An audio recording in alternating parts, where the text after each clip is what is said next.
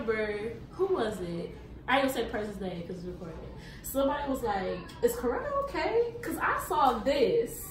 And I was like, no, that can't be real because Coretta don't rock like that. Then I went to the page. I was like, oh no!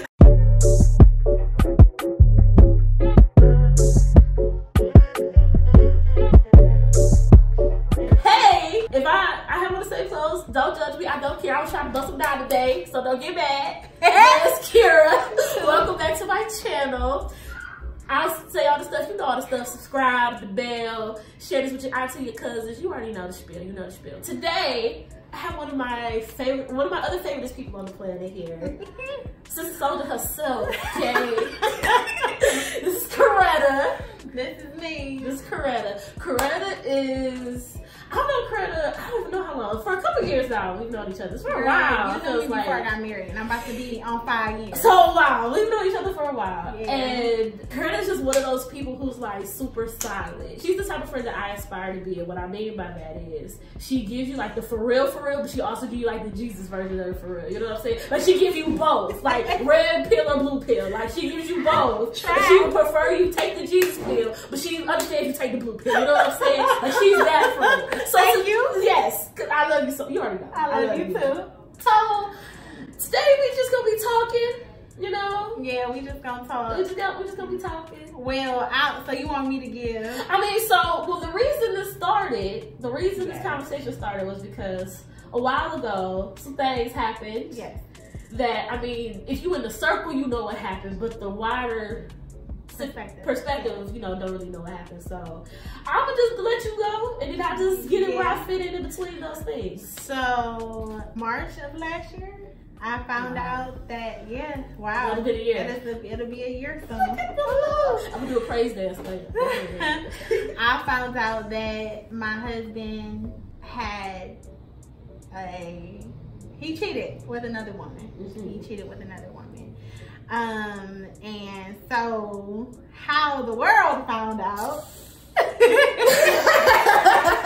day that I found out, I was in my car and I was on my way to come and visit him. We were separated at the time, and this is part of the story that like not everybody knows. We were living in separate places, just kind of working through some things, and we had a conversation about intending to get back together. But in the midst of that, because of some actions that transpired previously in a very, very heated, ugly argument, he started messing with his ex. Okay. Yeah. So the day I came over, he wasn't home, and I called him and I'm like, where are you? And I was just like, are you with her? And he said yes. And so the first thing I did, and many may not understand why I posted it on Facebook, because that's how it was brought to me. Someone came to me and was like, yo, is Coretta okay? And I'm like, yeah, why wouldn't she be okay? And then they saw this post. Yes. And I was just like, oh no. Yeah. Because y'all know Coretta. Coretta ain't the message. Listen, especially when it comes to her man and her kids, like she don't play them games, okay? So when I saw it, I was like, oh, it's got real. Like it's real over there. So the thing about that is, to give even deeper understanding to that is, like you said, I don't play about my husband. Not at all. I don't play about my kids, my family. You know, that's probably the one time you will see me get ugly. For me, I've always protected his reputation. That's something I believe in, honoring and respecting my husband to the public. Even if I may get smart with him behind closed doors, or you will never see me throw him under the bus in front of people. Exactly. So for me, it was kind of like, I got the lowest blow, so that's why that was the lowest that I could go. That's why it's such a huge deal, because she don't. As far as I do, like that man can't do nothing wrong, okay? Like on the outside, and I'm one of her friends, and she's never spoken a bad word, even in the midst of like all the crazy. Yeah, she's never spoken a bad word about her husband. That's why when I was like, she telling the regular folk, oh Lord, she telling the regular I was like, oh Jesus. Oh my God. And I mean, right after that moment, like I didn't regret it. Right. All of the phone calls came rushing. I'm sure. I I don't know. Like, I just saw red that night. I saw red, and you know, things escalated. I tried to go to jail. God didn't let me. Look at that. See how the Lord be covering even in the midst of the crazy. He did, because I'm telling y'all, like, I'm throwing rocks at windows and they bouncing off like rubber bands. Stuff that just don't happen. You think in a movie you throw a brick and right. We see that didn't happen. Yeah, like I was trying to go rogue that day. I failed at being angry. I failed at being mad. That ain't right. Because the Lord was like, not today, not today, not today. And the police station is right down the street from my house. And the thing before that happened was I went and dropped my kids off. I told my mom, keep these kids. I left them with an overnight bag. Like, I had every intention to not come home that night. But there was a friend, and that finally, whose phone call I answered and didn't cuss out, because everybody that called me got cussed out. Everybody who called me that day and was trying to reason with me or whatever, they just got cussed out. Like, and I'm so sorry now, but just understand I was not myself. Understandable. Yeah. Understandable. When I finally, somebody who had called me who had went through a similar thing, and he was the husband who had done it to the wife. Okay. And he said to me, and he was like a big brother to me, and he said to me, it's gonna be okay. And for whatever reason, like, this overwhelming sense of peace just came over me. I mean, I was crying, I was still hurting, but even in the midst of standing in the driveway waiting on Chris to come to me so that I could do whatever I was about to do to his life in my head. Right. With no charges. Yeah. He's okay. He's alive. But I heard God saying, still love him. And that's like, girl, yeah. I got to my friend's house, my very best friend's house. So she's still my rock. I got to her house and I laid on her couch and I bawled like a baby. I'm throwing up in the toilet. You know, I'm really going through it this day. Not the day this deep, but it ain't even as deep as the day that you can, because that was a deep day. We'll get there. We'll get there. That was a deep day. But she was like, well, how, like, what are you feeling right now? And I was like, God will not stop talking to me. Like, that's the one thing I remember saying to her, and I'm crying. I'm like, I just wish he would stop talking to me. Because he knows, like, in those moments, we can allow our flesh to engulf our feelings, engulf our minds, still our peace, still our joy. But you know him too well. I know him too well. So it's like, you not gonna act like, I know you hurt, but I'm not gonna let you act like you don't know who I am. And just in case you try to act like you don't, I'm gonna talk to you, though. Make sure you like, no. But not only that, I think he had been preparing me up until the day. Okay. I had dreams. This is another thing a lot of people don't know. I had dreams the summer before. Okay. 2 summers before, actually, that it was gonna happen. And, you know, whatever, I don't know anybody else's spiritual beliefs or anything like that, but I'm here to say, like, down to him telling me the reason why he did it and everything was in my dreams. And at the end, him showing, like, us reconciling.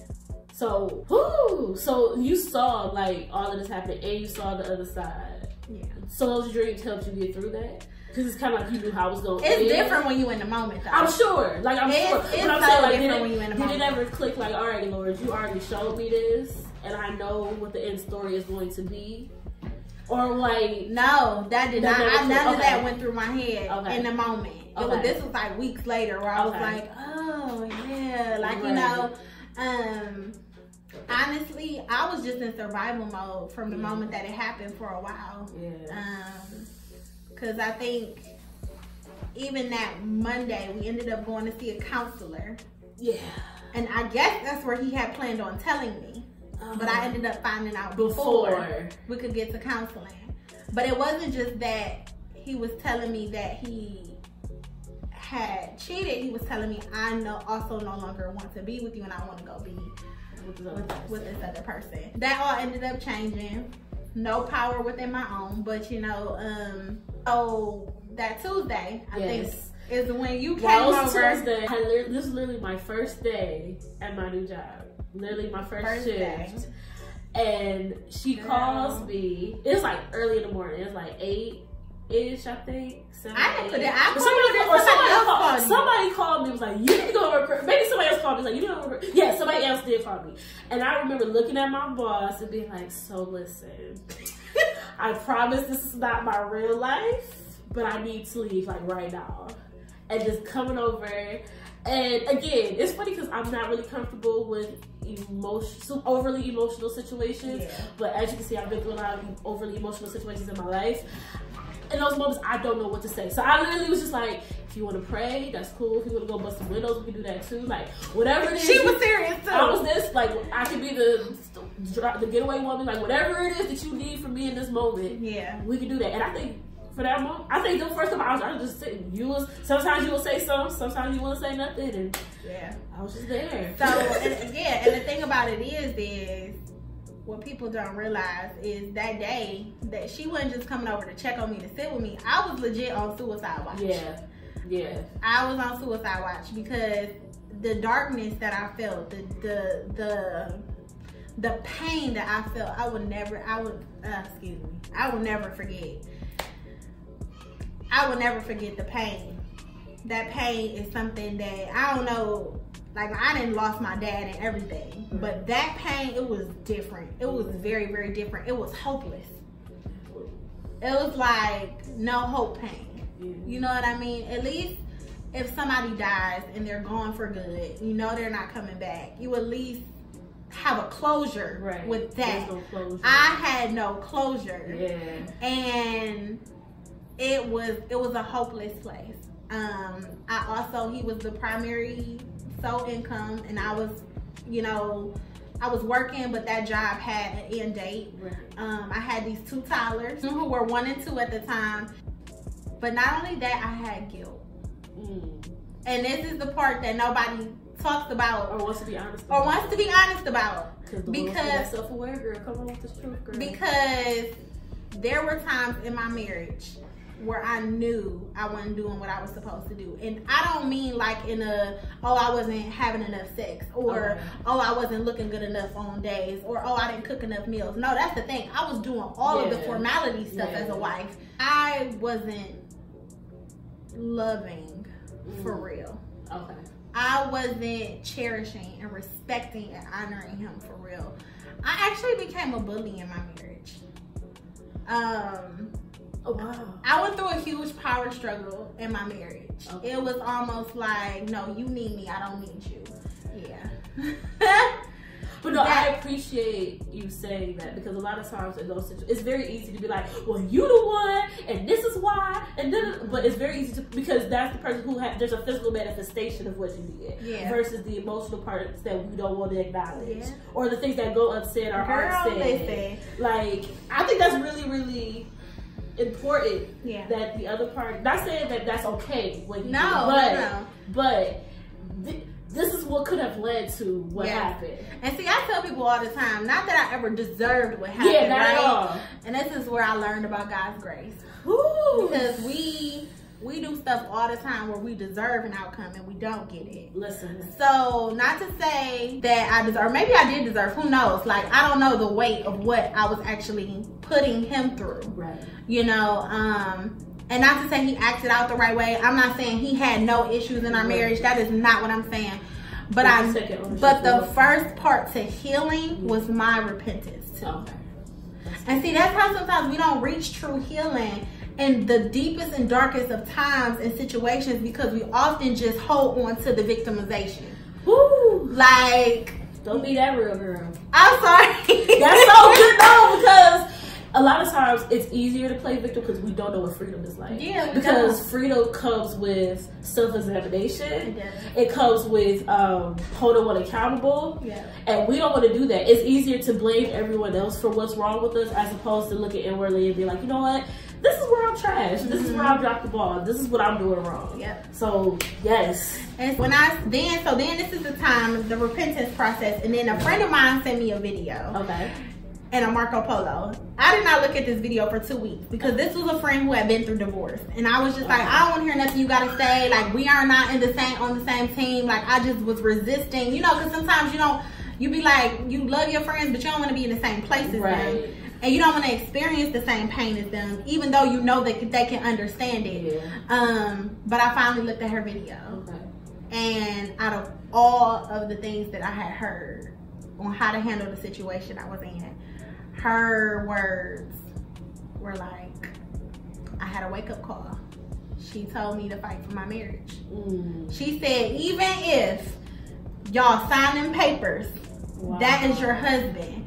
And I was looking at me because it's like, you know, this is opposite of what society says, especially in the time that we live in, especially for black women. Okay, so I'm at war with everybody else. Everybody else, but also what's going on in Coretta's, like how Coretta feels. Because let me tell you, Coretta was actually like starting to get excited with the thought like, oh, I'm about to be single, I'm about to be able to get, because he was a good father. Like, and that's what I didn't let nobody do still. Still, even during that time, because I think I even remember said it to you, I was like, I don't care what happened between us, that man is a good father. Yeah, you never played him on that. I never played him, and I was never about to be that one who was gonna take him to court, all of that stuff, even though it was tempting because I knew that was the only way I could hurt him. You know, but because I had those thoughts. Like, I'm about to get child support, I'm about to clean you out. It went through my head because I knew that was how I could hurt him. And that's a temptation I also had to resist. And that's another thing we don't talk about. That stuff goes through our heads. And we think how we got these little raggedy baby mamas. No, we all raggedy. Some of them are just bold enough to follow through with the things that all of us think. Sometimes, you know, when you're hurt, deep hurt and pain, you never know what that's gonna bring out of you. So anyway, I watched her video and I had a come to myself moment. And then, Coretta was also ready to be single, get rid of her kids for a week at a time, weekends, you know, explore a little bit, date a little bit. I was ready. And then I'm in the car, I'm on the way to drop my son off to daycare one morning. Mind you, my son is 2, just turned 2. He's not able, he's smart, but he's not able to like do like reasoning and with emotions and all that other stuff. So no emotional intelligence for real. So he said, Mommy, and I said, yeah, baby, I'm listening to the radio jamming. He like, that was when Cardi B, remember I sent y'all that song? Cardi B, Be Careful came out. I was like, all summer 2018. Girl. I remember being like, oh girl. Oh girl. That was gonna be my theme song. Cause on the low, you already know how I feel about your marriage, but I just love her husband together so much. And I remember me and him having a conversation about how like all dudes ain't bad and you just gotta wait for the right one and all this. So that's why I was like, really? Regardless of what they were going through, I always just like, Lord, like whatever your will is, like just let. And I didn't believe that he brought y'all together just to have y'all come apart. Like, and I remember the night we prayed about it, and I was like, Lord, I don't really care. Like, I know that's her husband. Like, that's her husband. She even prayed for the other chick. I did because it's so, because I know we just the side chicks. I know that's the vibe, that's the feeling. But at the same time, something is happening to you that you're willing to be a side chick. You know, there's pain that you have not addressed. There is self-esteem that you have not dealt. There are things that happen that you haven't dealt with that you're willing to settle for someone else's situation. You know what I'm saying?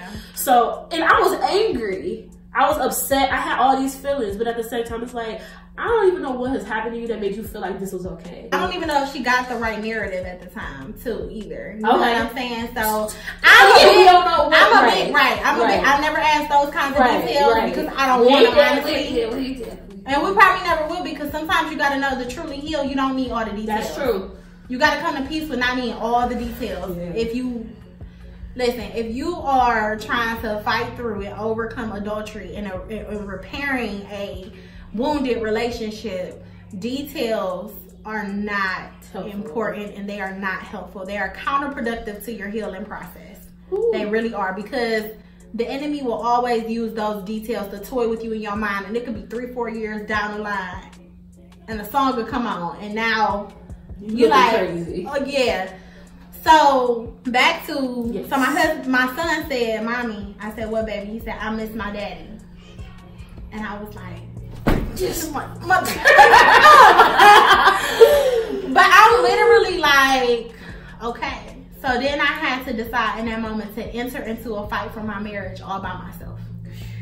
Because at that time, I was deciding to fight when he was still on the other side of town.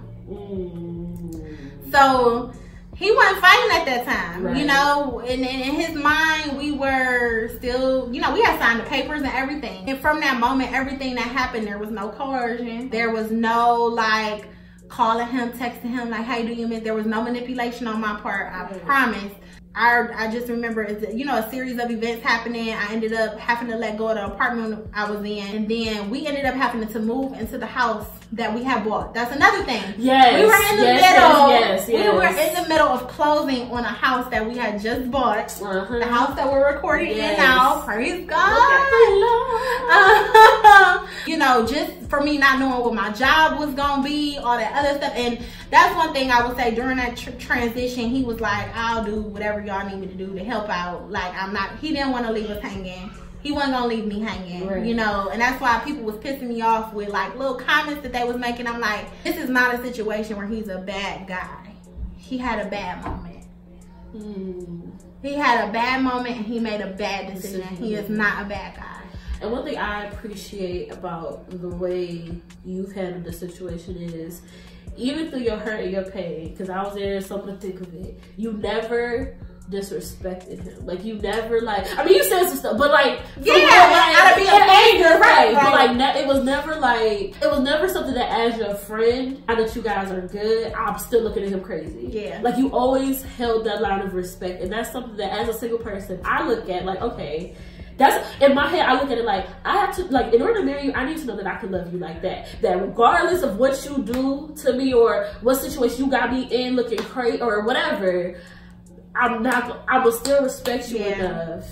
But that's only God, though, Keith. I know, but that's only God. I still be looking like, woo, Jesus. But also I have been humbled. Because remember, I told you, I said, I realized my part in this. Right. So even if my marriage wasn't restored, I knew that, you know, this is the consequences of both of our actions. Right. One, we didn't have no template to go off of. We never seen a healthy marriage start to finish. Listen. He grew up without his dad. My parents didn't. I lived in broken homes. Right. You know, so we didn't know. We get married. Yeah, we were just and that's what I tell all married couples. Like, you have to realize, like, especially if you don't have no template to go off of, or if you have a bad one to go off of, you literally have to create it for yourself. Yeah. You have to create that template for yourself. God gives us very simple instructions, but there may be marriages who may not believe in God. Yeah. Right? That doesn't mean that they can't be successful. Right. Because we live in a time where, you know, we somehow think just because somebody doesn't believe in God, like,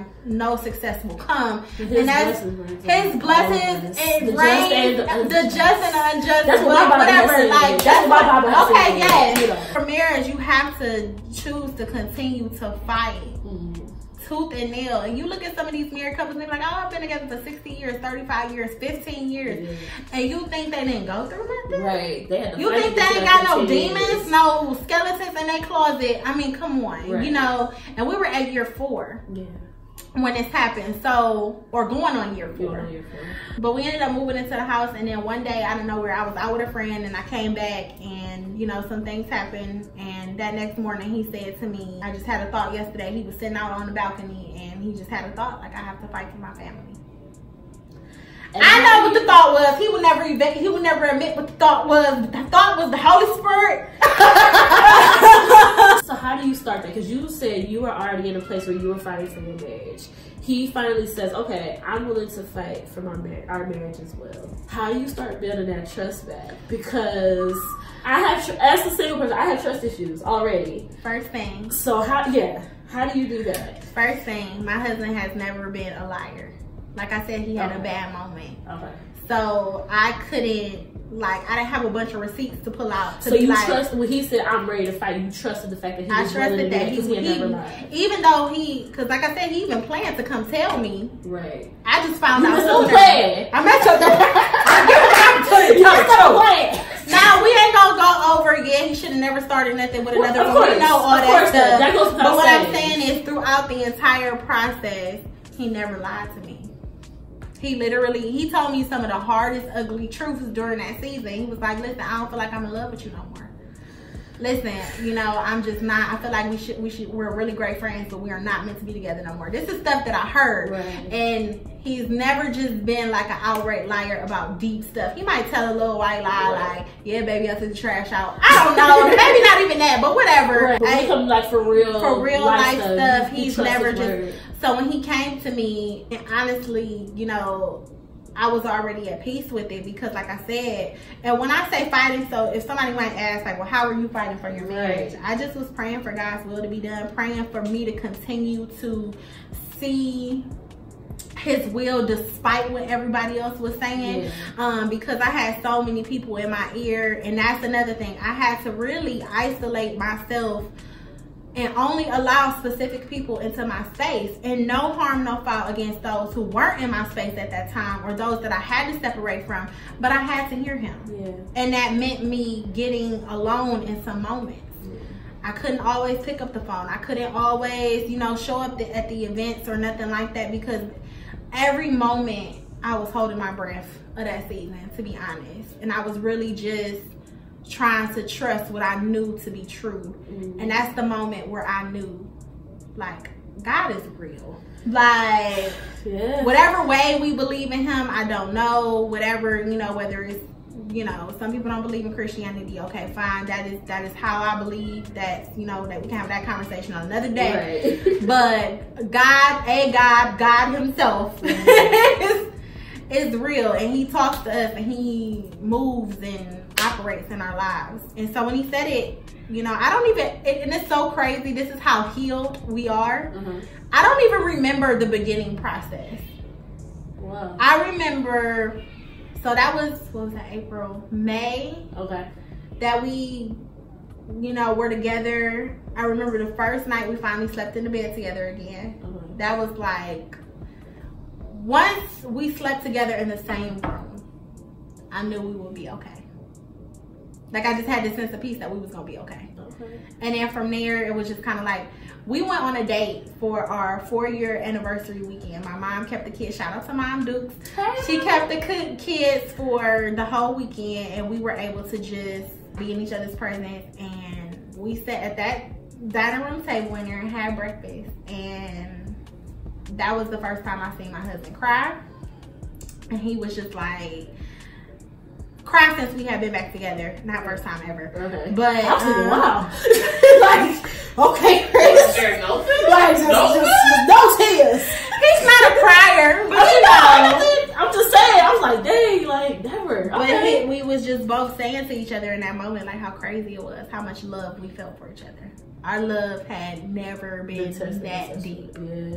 It was it's so deep and so pure and authentic. It's like, at this point. Now, I do have a question. How did, because I mean, clearly, because at one point you said something like, he said, I think we'll be amazing friends, but I don't see us being together. How does your friendship play a part in your healing process and your marriage? Oh man, bruh. Me and Chris, we talk about everything. Okay. From, you know, so now this is where you might want to make sure the kids aren't around. We talk about everything from, hey, I didn't like that position, sir. Like, you know, you know, truth and love united. Or just, you know, hey, I might like this better. Or, you know, we've been honest with each other lately about some mental health issues that I thought that I needed to explore. We've been honest about him, you know, desiring me to lose some weight. Okay. And that's another thing, because people think that is not okay. That is very okay. But we can have a whole nother conversation. And he still treats me like I'm just the sexiest thing in the room. But I think it's really dope that y'all have that, because I've seen marriages where like those type of conversations would never happen. He would never or even whomever would never say like, yo, boo, I love you so much, but I need you, because I want you to be around. So but it wasn't even him. He ain't come to me and straight say it. I asked him.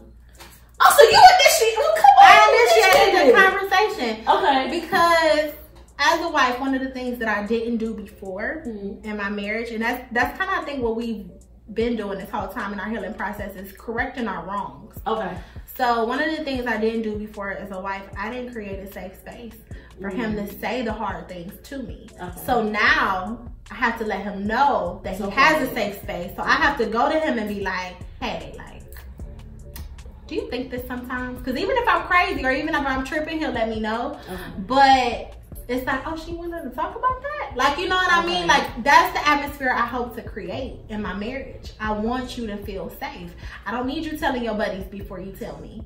I don't need to go talk to my homegirls about an issue before. Not to say we don't include other people in working things out. It's just that he should be the first person. We ain't got no secrets between you and me. So if somebody else know and you don't know, that's a secret. That's a problem. And that's the problem. So I don't ever, even if you make me cry, you make me cuss you out and feel like punch you in the throat, I want to hear it first. That's real. But we should grow to the point where it shouldn't get there. You know what I mean? I should be able to take, and he should in turn be able to say things a certain way, and vice versa. Like, he may have some areas of growth, but my husband has really always kind of gave me a safe space to tell him certain things for the most part, I will say. You know, to tell him things that may not be, even if he disagreed with me, and that's the part I don't like. Like, oh, you stubborn, you ain't listening. But he at least makes me feel safe to bring it up. I never even made him feel safe to even talk about anything. You know, everything was a blow up. Everything was again, that's a part of some of my mental health issues and stuff that we can talk about in another episode. But it's been a journey. It's been a beautiful journey. And at this point, I'm just like, okay, baby, like, let's pay for the plots, because we're gonna be buried next to each other. You know, or whatever, our ashes gonna be spread across the same plane. You got life insurance, baby. We ain't doing that. What? We got money. We can bury you. Aggravating. Unsolicited advertisements in the back. I was just gonna plug in the bottom and just go all your stuff. So how do you trust that this is never a season you go through again? I think, first of all, I truly believe. I'm sorry. That's a good question. But before that. Go ahead. How do you have you ever had the urge to do the thing back because it happened to you, and then like, or have you ever? Because I mean, you said, well, I wanted to put him on papers because I knew that would hurt him. I wanted to do this because I knew that would hurt him. Has that stepping out ever crossed your mind? And it's the way that hurt him.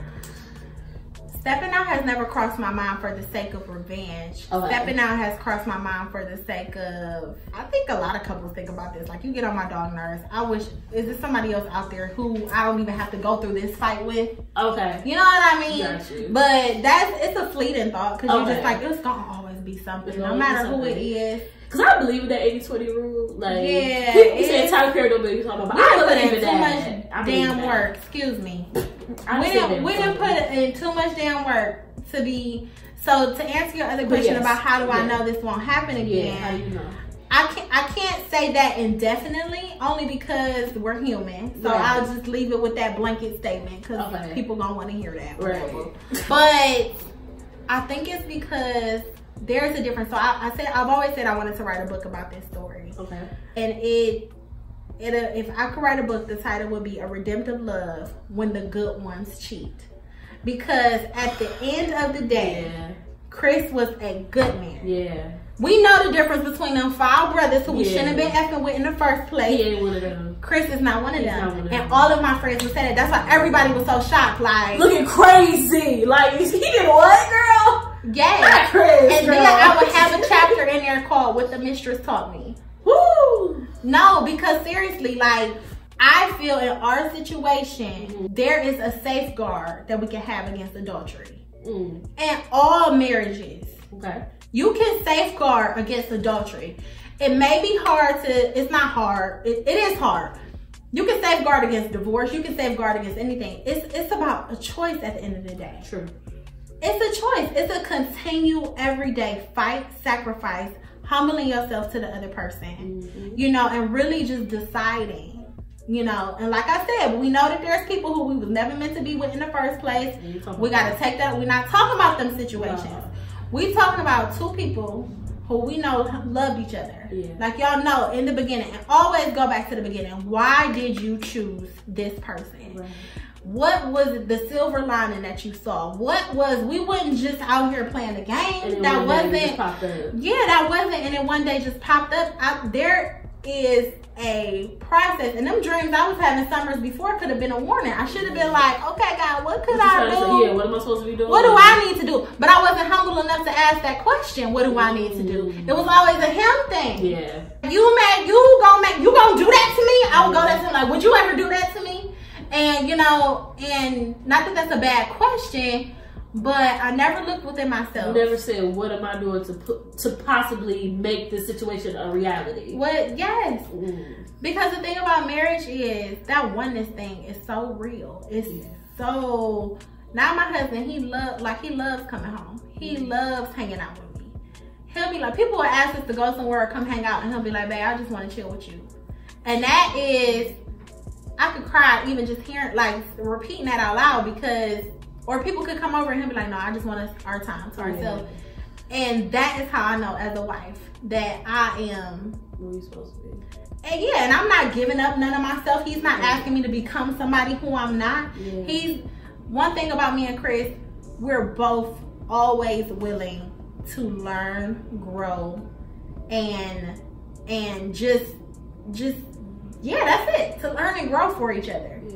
To learn, but ultimately it's learning and growing for ourselves, because I trust that he wants the best for me. He trusts that I want the best for him. You know what I'm saying? So he had to tell me this too. I need you to realize that we on the same team. That's good. We are on the same doggone team. Like, we are not, you know. I don't want to come home till I'm getting beat up, or I can't be saved. No. Yeah, that's real. But, and this is a whole nother video, like, listen, I got a movie up here, okay? One thing I would say that I wish we would have done more of before marriage, because you get premarital counseling, right? But I think for anybody who is planning to get married, or people who are married now, get individual therapy. Because I was perpetuating a lot of my past traumas and projecting it into my marriage. You know, and he was just getting the short end of the stick. And he was not equipped to handle any of that, because you probably didn't even realize what it was. It was just manifesting itself. To me, it was normal. I was living my normal life. I was doing my normal thing, and I was perpetuating a lot of trauma in my marriage. I've been bullied like my whole life. I've been through some very traumatic experiences, but then I became a bully in my marriage. You know, it was just like always this fight for power. He could never criticize me or tell me that I was wrong about something, or say like, babe, like, I wish you would have done this better, or he could never do that. I will always look for the lowest blow to give back, or whatever, or look at it like, you know, you my enemy. You don't really, and that's when that resonates with me now. We are on the same team, and I have to constantly like remind myself of that, you know. So that's my homie now, and can't nobody still say that about him. I love y'all so much. I'm so happy y'all are in a better place. Like, that just, it makes us hopefully anti-romantic, romantic people. It gives me hope. It is not a romance story. That's what I would say. But it is though. And this is why I say that, because we get sold this dream about what love is supposed to look like. And even in those times, like, it might be a little messed up, but then like most times the women are so, I don't need him, or our grandmothers stay with our grandfather, or not our grandmothers, but you know what I'm saying, like older women stay with their husbands because they had to, or they didn't have a choice, or they didn't know, whatever. And then nowadays, although if you even blink wrong, I got to deal with this. Do you know that? But it's like, and I know you're a strong woman. I know you're intelligent. I know you know how to handle your stuff. And I mean, if you really wanted to, I love you, Chris. But you don't, you know what I'm saying? Like, you can rock it by yourself if necessary. But the fact that you were like, no, this is where God has me. This is my marriage, and I'm not willing to leave this. And to do that in a place where you were by yourself, and then eventually he came along and was like, you know what, we're gonna figure this out. Like, that always, y'all know y'all like one of my favorite couples. So that just, all the time. Because like I told you, I was on my time. We were all rooting for you. How dare you? We were rooting for you on the inside. Like, what are you doing? What are you doing? But the whole time, I just remember being like, God, gonna figure this out. Like, this can't be real. This ain't real. This ain't it. And another important thing that I was saying, this to be my last bit about it, is the main thing I was convicted of by God was him showing me that I wasn't showing my husband real love. I wasn't patient with him. I wasn't kind to him at times. I wasn't. And then my husband has went through a series of changes because this is a whole nother story. Like, he transitioned from being like a super Christian to struggling in his faith, not really believing in that at all, then going back to, hey, I do believe in God, don't believe in Christianity. So he's been on a real journey these past few years. And every time his behaviors changed or he did something that I didn't necessarily think was, you know, fitting, you know, them Pharisees, tendencies flowed all through my veins. But I gave him conditions on my love for him.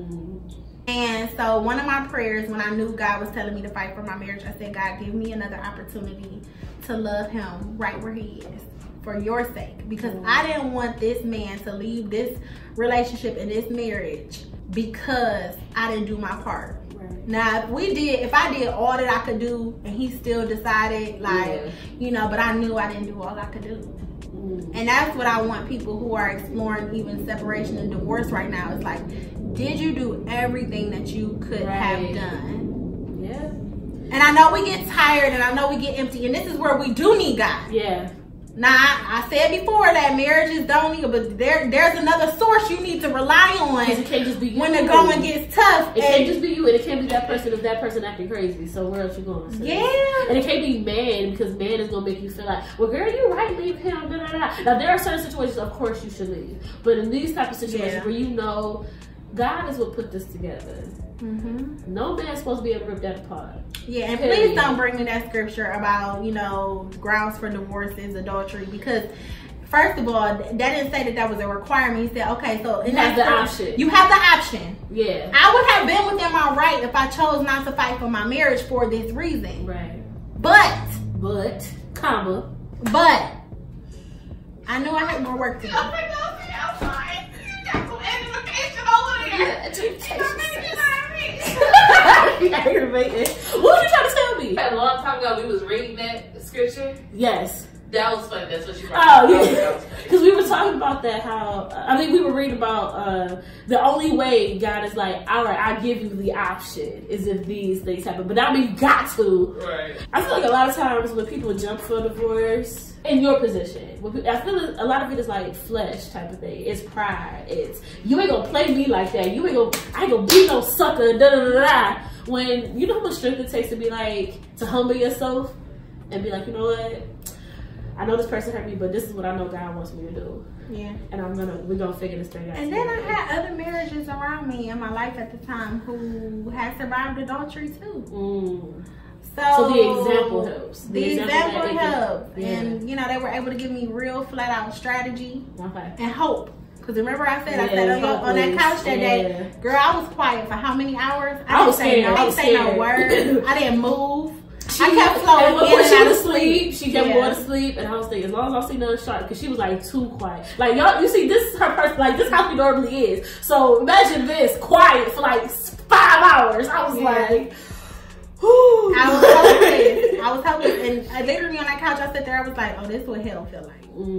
Hell may not be the flames, and that just may be, you know, metaphoric and symbolic to what I said. This is hell for me. It literally was a very, very dark place. It was a very dark place, but I came out of it in a few hours. Amen. Now, how has, because I know you have To Be Nurtured, how has that season of your life affected To Be Nurtured, as in like? That's the thing. That's when I knew it was my purpose.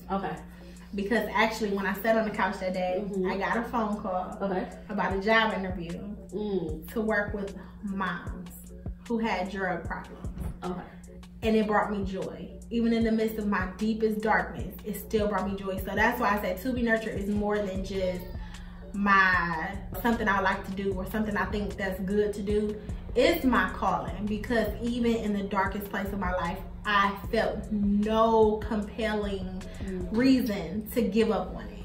Like, I still wanted to keep going. I still got up and went to work every day and served women of the central neighborhood who were pregnant. You know, I still was able to like run. I used to facilitate what's called Center in Pregnancy. That world gave me life in the darkest season of my life. So yeah, no. It didn't affect it at all. If anything, it showed me that much more. It enhanced it. This is for you. This is it. Okay. Yeah. And so how are y'all now? We are so good. That's good. That's why I feel like a little schoolgirl, because I literally can't wait for that man to walk through the door when he get off of work. And we have 2 beautiful children, our family. We just us, man. We're the Daniel family. Well, he want to change our last names because he on his soapbox right now. But I'm talking about that off camera. Like, so what? They can say. Oh, girl, that's a whole other story. What is it? Because like that's a slang thing. Yeah. Okay. You know what? I'm scared. You're right. Well, listen, honestly, as a single, no, that's real though, because like I said, as a single person, you know my struggles with forever.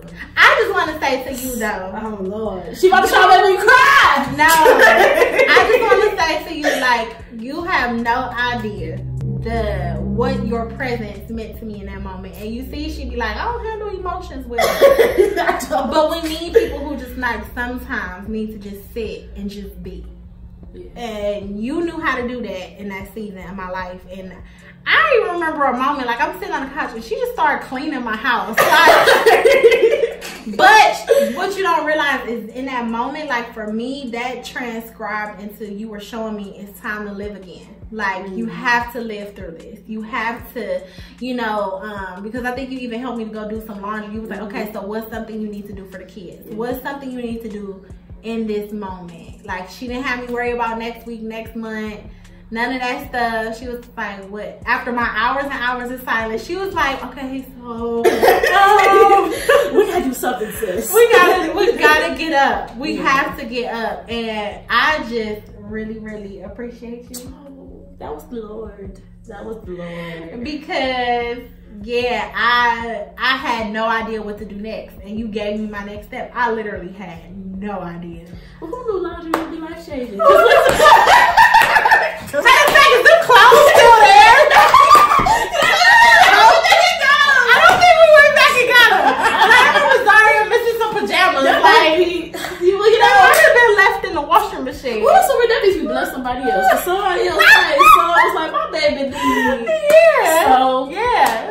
I love you. I love you. And I'm so thankful that I have friends that are willing to open up and tell their stuff, because I'm not always comfortable in that space. And I feel like that's why God put me around people who are so bold, like they for real stuff. Because when my for real stuff come up, I have to fight my urge to go into my shell. So I appreciate you and just no excuse. Right, like, because I'm surrounded by people. She ain't got no excuse, Jess.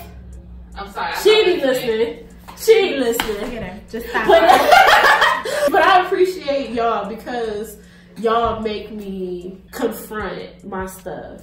Even if the response to my stuff is stank. Even if it's me being like, I don't want to. Yeah. I have to be honest about what it is, because y'all not gonna let me be fake about it. So I appreciate that.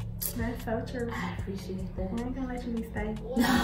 We ain't gonna let me be stank. I appreciate it. So I guess we can end with, now that you're in a better place, what would be the one thing word of advice you would give to someone who just found something like that out?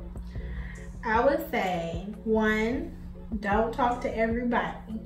Everybody, even though they may mean, or don't post it on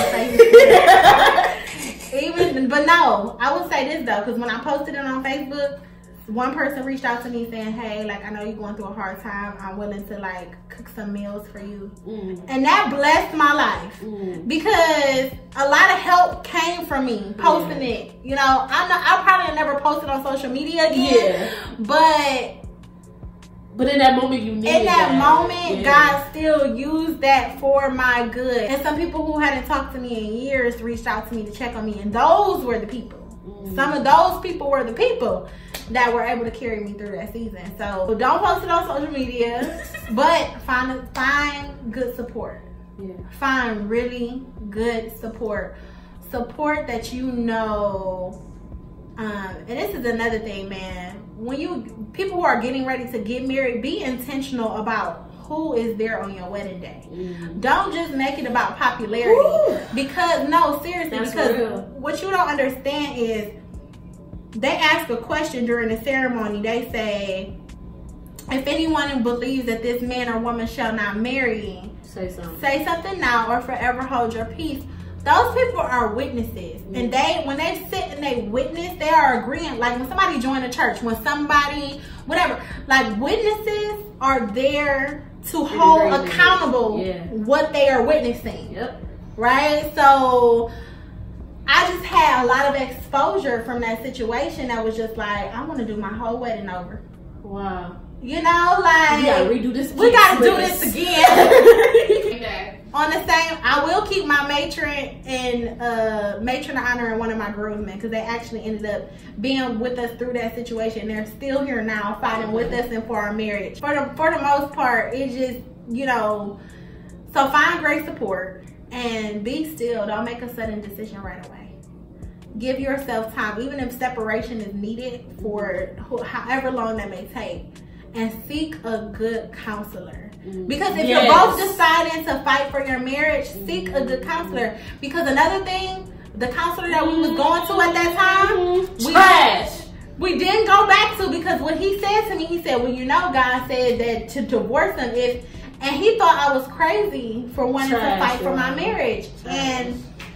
But what I found out is that he had been through divorce. So don't be projecting after being cheated on. So don't project your divorce tomfoolery on us. Just because you've been through it, sir. That ain't what God told you about our situation. Even during then, I did not like that counselor. Even then, that was the one point that was like a sticking point for me. She's like, that's not your position, sir. That's not your job, sir. You're supposed to be trying to fix it, not. I'm sorry. Go ahead. Yeah, so fine. Whoa. That was the one point that I was just like, so who gave him his papers? Yeah, find a trustworthy counselor, trustworthy support system, and give yourself time. And I am not telling any ladies, by all means, do not use my story as an excuse to stay in a relationship that just ain't, listen, it is what it is. Right. You know, don't use that. You really have to be able, so discernment is necessary. For in a case like mine, discernment was so important, and that only came from prayer and just being really in tune with what he was telling me in that season. So discernment, support, good counseling, and time. Give yourself time. Do not make a decision right away at all, please. That's it, y'all. Oh, as long as you're running your race at God's pace, you're exactly where you're supposed to be. Bye, y'all. I'm trying to put that in every video to bring continuity to everything.